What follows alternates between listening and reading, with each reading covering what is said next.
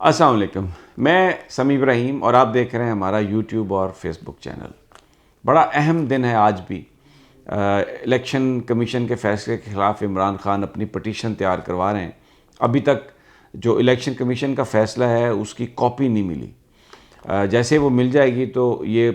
Monday کو یہ petition دائر ہوگی۔ ابھی آج یہ فیصلہ ہوگا کہ یہ اسلام آباد میں دائر ہوگی یا لاہور ہائی کورٹ میں دائر کی جائے۔ عطر من اللہ صاحب جو اسلام آباد ہائی کورٹ کے چیف جسٹس ہیں، بتایا جا رہا ہے کہ منڈے والے دن جوڈیشل کمیشن کا جو اجلاس ہے اس میں ان کی سپریم کورٹ میں ایلیویشن کر دی جائے گی۔ تو پھر اس کے بعد عام تاثر یہاں پر یہ پھیل رہا ہے کہ جو اسلام آباد ہائی کورٹ ہے اس کے اندر جو اس وقت اسٹیبلشمنٹ اور اسٹرانگ جو گروپس ہیں ان کے خلاف جو ان کے معاملات پر جو ایک فیصلے کی جو ایک ٹینڈنسی ہے اس پہ شاید فرق پڑ جائے۔ یہ وکلاء کا کچھ کا خیال ہے۔ دوسری جانب پرچے درج کر لیے گئے اور رات کو پی ٹی آئی کے رہنماؤں کے گھر چھاپے، اس میں شیخ رشید صاحب کے گھر بھی چھاپا مارا گیا رات کو 1:15 بجے، لیکن وہ نہیں پکڑے گئے۔ تو اس کی بھی آپ کو تفصیلات بتائیں گے۔ آج آسما جہانگیر کانفرنس جو ہے اس کا آغاز ہوا ہے لاہور میں، اور وہاں پر سپریم کورٹ کے ججز قاضی فائز عیسیٰ صاحب پہلے دن پہنچ گئے ہیں وہاں پر۔ تو اب ججز جو ہیں وہ یہ جو کانفرنسز ہے وکلاء کی، اس میں یہ پچھلے کچھ عرصے سے جانا اور ان کی سیاست میں حصہ لینا اب کو معیوب نہیں سمجھا جاتا، بلکہ اس سے پہلے تو چیف جسٹس صاحب کو بھی بلا لیا گیا تھا، جسٹس گلزار صاحب لاسٹ ایئر، وہ بھی اس کانفرنس میں چلے گئے تھے۔ لیکن یہ جو کانفرنس ہے اس کی اہمیت یہ ہے کہ اس کانفرنس کے 5-6 دنوں کے بعد یعنی 28 تاریخ کو سپریم کورٹ بار کے الیکشن ہے، اور یہ پاکستان کی سیاست میں اس وقت سپریم کورٹ بار کا جو ایک رول ہے، جس طریقے سے یہ کھل کر سامنے آئی ہے سیاست میں، وہ بھی اس سے پہلے کبھی نہیں ہوا تھا۔ اس سے پہلے سپریم کورٹ بار جو سیاسی جو ایشوز ہیں ان پر پوزیشن لیتی تھی، سائیڈ لیتی تھی، لیکن کسی جماعت کے لیے نہیں۔ لیکن پچھلے 1 سال سے 1.5 سال سے ہم نے یہ دیکھا کہ سپریم کورٹ بار مکمل طور پر مسلم لیگ نون کے ساتھ ہیں۔ ان کے ایک بڑے جو گروپ اس وقت سپریم کورٹ بار میں حاوی ہے، اعظم نذیر تارڑ، انہی کے نمائندہ ہیں اور وہ وزیر قانون ہیں، سینیٹر بھی بنے۔ اس کے بعد احسن بھون صاحب جو پریزیڈنٹ بنے، بھلے آدمی ہیں، اچھے آدمی ہیں، لیکن ان کی نواز شریف سے ملاقات ہوئی۔ اپوزیشن یہ الزام لگاتی ہے کہ بہت سارے وعدے بھی ہوئے۔ اس کے بعد ہم نے دیکھا کہ supreme court bar Nawaz Sharif کی جو تاحیات پابندی ہے اس معاملے کو چیلنج کرنے کے لیے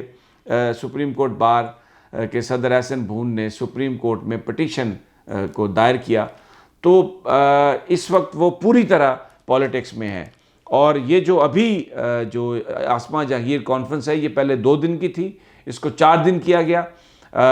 کیونکہ پھر 28 کو الیکشن ہے، اور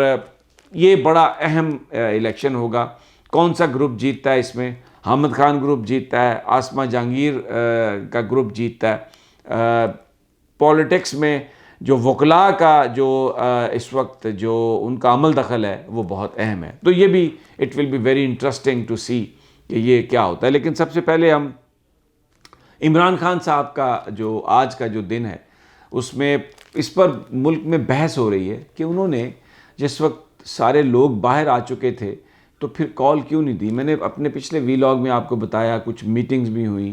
جو ساتھی ہیں زیادہ تر عمران خان کے، ان کا یہی کہنا تھا کہ آپ کو کال دے دینی چاہیے۔ شیخ رشید صاحب بھی یہی کہہ رہے ہیں کہ میں نے بھی کہا تھا عمران خان کو کہ آپ لانگ مارچ کی کال دے دیں، لیکن خان نے یہ لانگ مارچ کی کال نہیں دی، اور اس کی بنیادی وجہ جو تھی وہ یہی تھی جو میں نے آپ کو بتائی کہ عمران خان ٹریپ نہیں ہونا چاہتے تھے، اس لیے کہ یہ بظاہر ایک ایسا لگ رہا تھا کہ الیکشن کمیشن نے یہ جو فیصلہ کیا یہ ایک بدنیتی کی بنیاد پر جو فیصلہ ہے، شاید عدالتوں میں تو یہ فیصلہ اتنا زیادہ سسٹین نہ کر سکے، تو پھر کیا عمران خان کو احتجاج میں لیور ان کرنے کی کوشش کی گئی، یعنی ان کو پھنسانے کی کوشش کی گئی کہ وہ آئیں اور فوری طور پر احتجاج کریں، اعلان کر دیں تیاری کے بغیر ہی، اور پھر اس کے بعد پھر لوگوں کی گرفتاریاں، پرچے، اور جب تیاری کے بغیر احتجاج ہوگا تو پھر اس کے نتائج آپ کو سمجھ آئے کہ کیسے نکل سکتے ہیں۔ اس میں انتظامیہ ابھی فیض آباد میں جو ہنگامہ ہوا اس پر پرچے درج کیے ہیں اسلام آباد پولیس نے، اور رانا ثناء اللہ نے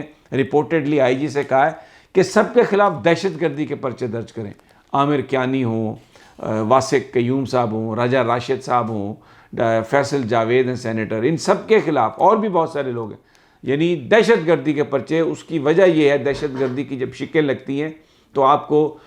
دہشت گردی کی عدالت سے جا کے آپ کو ضمانت کروانی پڑتی ہے، اور گرفتاری جو ہے وہ اس میں پولیس کے پاس بہت زیادہ یہ ناقابل ضمانت جرم ہے، تو لوگوں کو پکڑنا، اور اس طریقے سے حکومت اپنے تئیں یہ بات کر رہی ہے۔ اب بڑا سوال یہ ہے کہ پھر اگر حکومت نے پرچے بھی درج کرنے ہیں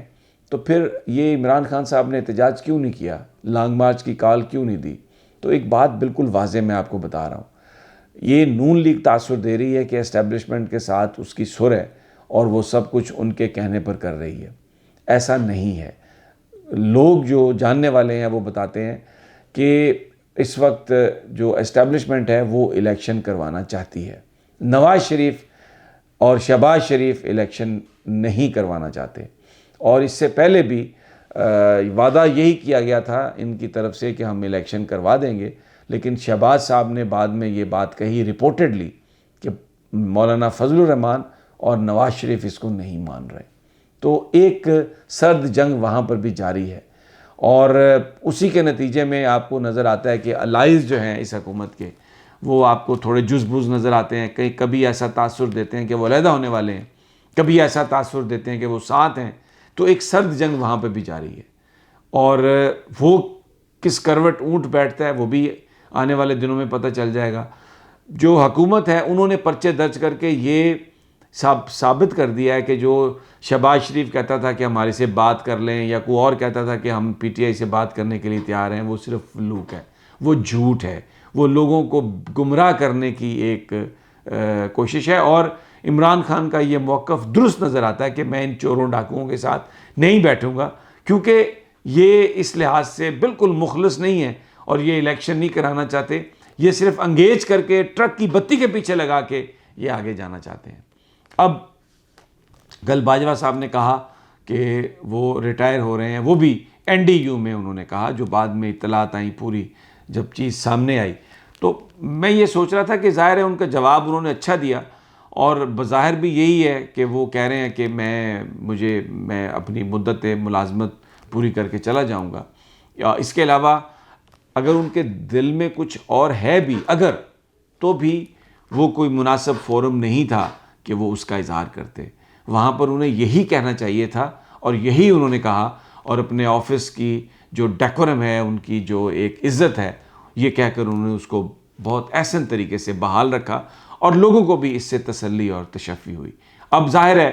اگلے 5-6 ہفتے انہی کی ذمہ داری ہے ساری، اور وہ ساری صورتحال کو دیکھ رہے ہیں۔ ابھی عمران خان نے جو جیسچر دیا، بہت اچھا جیسچر دیا کہ انہوں نے کہا کہ وہ اپنا لانگ مارچ، ابھی بھی وہ ٹائم دے رہے ہیں، اور لانگ مارچ کا وہ فیصلہ بعد میں کریں گے، اکتوبر میں ہی ہوگا جو انہوں نے بات کہی ہے۔ کل بھی بات کہی پیغام میں، ان کے ساتھی بھی یہ کہہ رہے ہیں کہ یہ آج 21-22 اکتوبر ہے، 7-8 اگلے دن جو ہیں اس میں لانگ مارچ کا اعلان عمران خان کر دیں گے۔ یہ انہوں نے اپنے ساتھیوں کو اس حد تک اعتماد میں لیا ہے۔ اگلی ویڈیو تک اجازت دیجیے، اللہ نے کے بعد۔